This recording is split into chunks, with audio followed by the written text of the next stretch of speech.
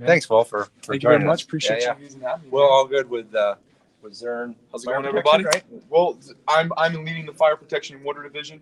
We're actually Zurn Water Solutions, right? So we're more than fire. We're plumbing, mechanical as well. But I get the pleasure of leading the fire troops to Awesome. So this is our valve tree. We really concentrate on the standpipe, as you can see here outside of the backflow. So we'll touch the backflows, obviously our core business, but been doing a lot of great things in the valve world, Drew, and with the standpipes and trainings and stuff like that. So this has been a big draw here. This is the ZW5000. So that's been the big draw for us this week and in the last year or so. Really taking the PRV world with the amount of high rises and PRV that's out there now.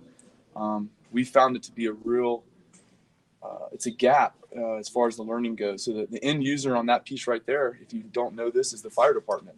So a lot of the people out here, what they work with is the automatic sprinkler systems, and that's perfect. That's what's saving lives. But at the end of the day, if that fails, and the sprinkler system is not putting out the fire department will come in and they're connecting in to our hose valves.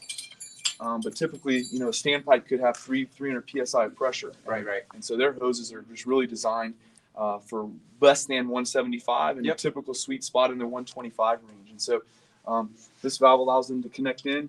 We've already have a pressure reduced to a specific spot according to the drawings. But what we found in this world is these, unfortunately, in where y'all world, they're not serviced properly. They're not set properly from the beginning. So, when you guys work with the service contractors out there, the big thing we train on is NFPA 25. It's every 5 years these valves have to be full flow tested. And so that's an interesting piece that people skip over, and it's a deadly skip because if this valve, at the end of the day, if when this valve, the end user, the fire department connects in, and this valve doesn't work properly, all else is already failed. And so then there's things like the one meridian. So this is field adjustable. Yes, sir. Right. And so they're doing that every 5 year, right? They're on the full flow test is every 5. So their yearly inspection is a visual, and with that we're looking. We just do it. You turn the hand wheel, which that doesn't do anything, but you'll turn that to exercise it. You look for any leaks here. We have a weep hole right here. If the system has gotten over pressurized during that time, you might find a little discharge piece here. Something to kind of keep an eye on. But the yearly is just simply a real, just like a visual. Yep, that's right. And they're all that way, right? So just because it's field adjustable, this is a field adjustable, but this is the supervised version. So we got sprinkler heads downstream of this. So if you see this piece here, that's the differential. The valve's very similar and actually kind of the same, other than when you get to this piece here. So we supervise the 4 series, so it's a 5004, and that gets supervised. And so downstream from here, you'll have your automatic sprinkler systems. And then right next to that, typically in the stairwell, you will have where the fire department can hook up with the standard hose valve. I remember being used to all the factory set ones, but those are always troublesome because pressures change. They don't get serviced properly, and so if you see over here, we still do a tremendous amount of factory sets. And it's fine, and it's approved fire protection. Our piece to the factory set, and we still sell a tremendous amount. So I don't want to say they're not out there, but the problem with this is it is sat and forgot.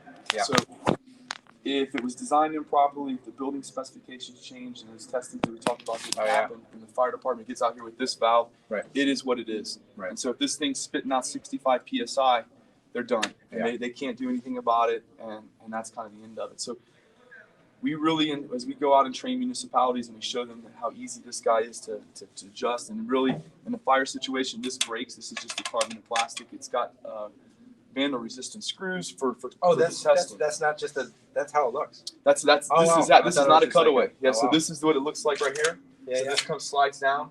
This guy here is our adjusting mechanism. Industry best in this before this valve was 15 pounds of torque to make this adjustment. This is the big deal for this. So when this valve gets used, that adjustment, a 3/8 inch adjustment rod, which somebody has always walks off with. It's too much money, maybe. It's too much money. But the cool thing about this, man, we did a demonstration this week. I got little boy hands, but a fireman actually turned that with his gloves, with his bare hands. Wow. It's 9 pounds of torque, so it's 40% less than what was closest before. And that's the big deal, because they need to get in here. If they're going to have to make an adjustment. They need to do it fast and easy. And so if this piece breaks in a fire situation, they just crash that. And 3/8 adjustment rod, a Phillips head screwdriver. Wow. Just about anything can make this adjustment. Yeah. And in the past, it is a multi-step process. I don't even have my old one here, but in the past, top comes off. You have to get in here. You have a 1 1/8 inch deep socket. And we found that the fire department's go bags or their high-rise tactic bags never had that equipment. They're in go mode. Right? That's right. And so we came up with a couple of years of talking to these guys and what they need, and that was the end result of it. And it's doing really well. And the biggest piece I think that we're getting out here is, and I'm going to finish with that piece on it, is the NFPA 25 training. The every 5-year inspection of this valve is so important. Yeah. And that's what my team goes out and trains on that and the importance of it. And then from there, hopefully that leads to I'm moving around here because this is a 5-year problem as well. As we see ACVs. The automatic control pressure regulating valves. So. And this is one that people seem to be pretty scared of. I mean, you think this? They get a little scared of this, but then they get into here, and it's, hey, Will, how do we set it up? How can we, can you come out and help us with that piece? And how do we test it? So, lots of pieces. But I will tell you an ACV, as far as accuracy goes, is going to always provide a little more accuracy than a direct acting PRV. Right. And so these valves will operate irregardless of our incoming gallon per minute. We're going to have zero fluctuation in our pressure. So in situations where that's imperative, an ACV is the way to go. There's some NFPA designs that make them a little bit prohibitive to use in place of direct acting PRVs. Right.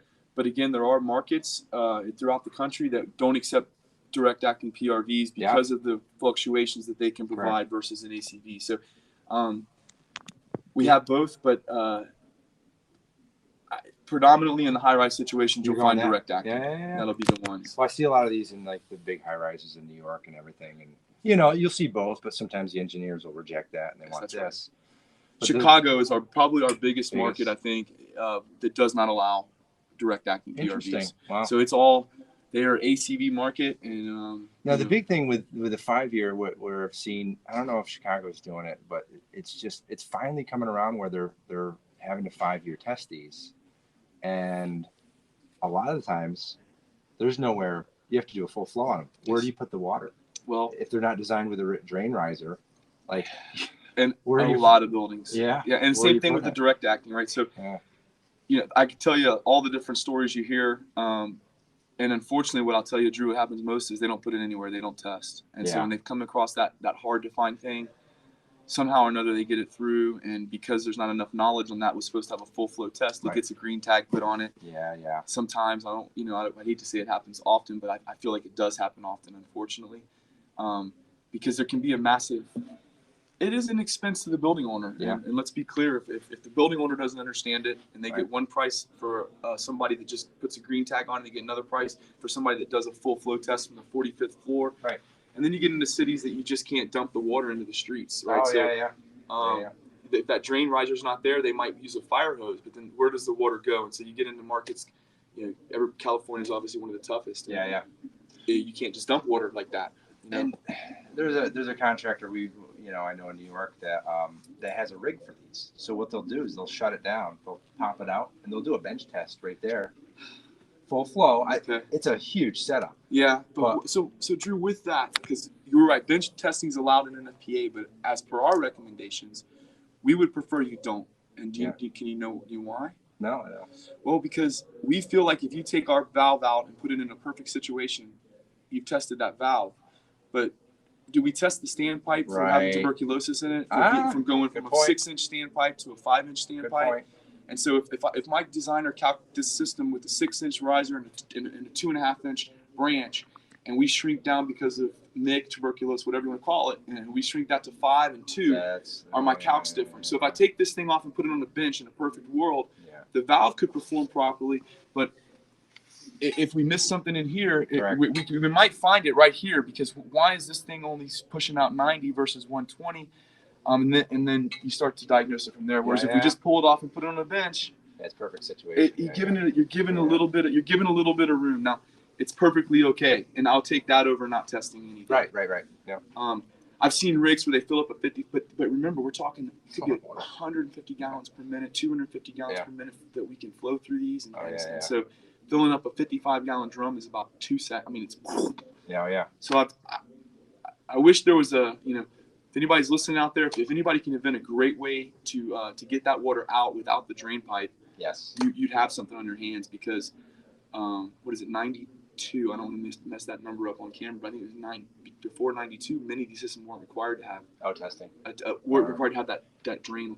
Oh, the drain riser. The drain riser coming up next to it. So there's plenty of high-rise buildings without that drain riser, and I think those are our biggest. Or they're not sized correctly. It's like an inch and a half. Could be an inch and a half drain coming off with a 2.5-inch PRV. Right. So yeah, this in the pressure reduction world, these are our babies, and cool. We work very hard on keeping these up to the best in the market. Nice. And so they've done really well. I don't know if you can see the in pattern backflow over here. Chris is kind of in the corner. We 10 by 10 booth this year was a little tough. No, it's all right. I'll get it. Okay. And so this is probably our newest design as far as the in pattern and things like that. So as you see here, it's just tight spaces.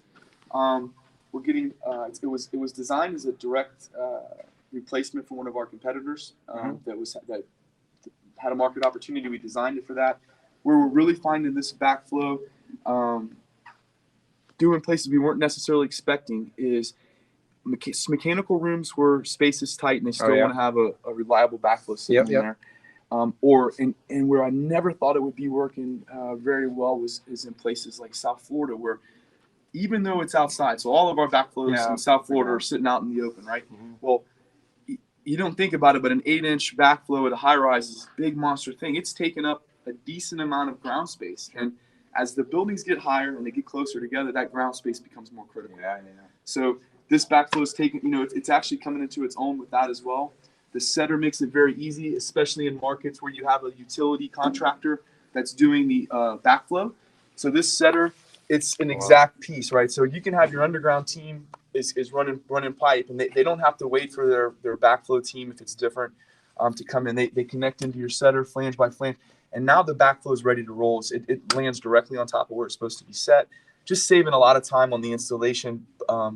Again, especially when there's a lot of times there's a breach in those divisions, right? So you have a utility contractor, an underground division, running the pipe into the building to that 5-foot mark, and sometimes the backflow is inside of that zone, right? And so this setter really allows them to move quickly from that, and it's been very well. So this backflow has been extremely well received, and doing very good. So we made for a direct replacement, and it's coming to its own with there's some opportunities that we didn't even think of with the way buildings are going down now. So very good. And then you guys can kind of see this. We've launched some new products recently. In the last 2 years, some of this stuff, the listings and approvals are always interesting and fun to get our hands on to do. Yeah, so right. Been going through some of that process in the last 2 years, and so this is all your own line. It is now. It's been that it's been a little bit of a long road getting some of these things listed and approved under Zurn's name.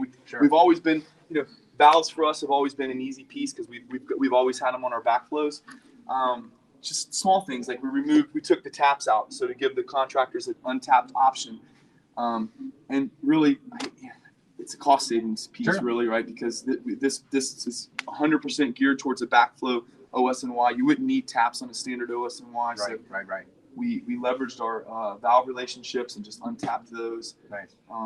Added butterfly valve. So really kind of completing that standpipe. So if I were to look at the standpipe, everything that goes down on that standpipe we can find in this, even including the connection devices like groove couplings and fittings. So our old, I call it my backbone products, like the backflows, PRVs, and ACVs.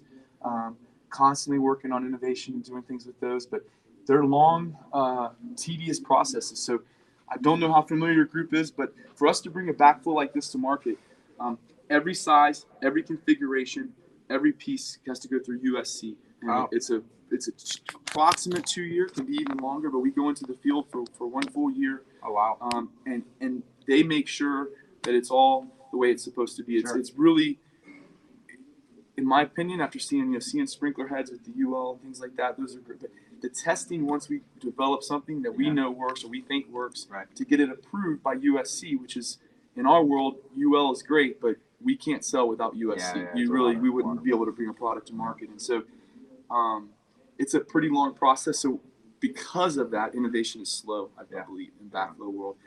For us to come up with a new design and get it to market, it's 3 years. And the way moving these things, 3 years, it's almost, man, you could have missed the boat in that 3 years on something. So it's interesting to see that and how long it takes to get something out and through the system. So we take a lot of pride in USC and how we deal with them with our flow curves and things like that. We're very stringent on representing our flow curves per USC versus, non-USC flow curves, and just trying to keep that playing field even with them. So hopefully you'll see in the future from us new large backflow designs. And my engineers are constantly, we believe we have the best check system in the marketplace. I'm sure my competition believes they do. We believe ours is the easiest to work on and all that. But they're still not sitting back. We believe it's the best, but they are constantly working on how do we make it easier to install, better to service. The flow curves, maximizing the curves, and to do all that in a way that you can bring it to market and sell it competitively becomes the challenge for my team. So cool. That's it, man. This will be, hopefully we see some new big backflows coming out, and I'm excited to be a part of it. That's awesome. Will, can you touch on the transition from cast to stainless body real quick? Sure. So ductile was a thing for years and years, and we do a great ductile backflow. But truth be told, it's a couple 100 pounds heavier depending on the size. So it's a little bit more involved for an installation process. Obviously, in corrosive markets, we do put an epoxy coating on them, but man, backflows get stuff coming through them all the time, hitting the checks.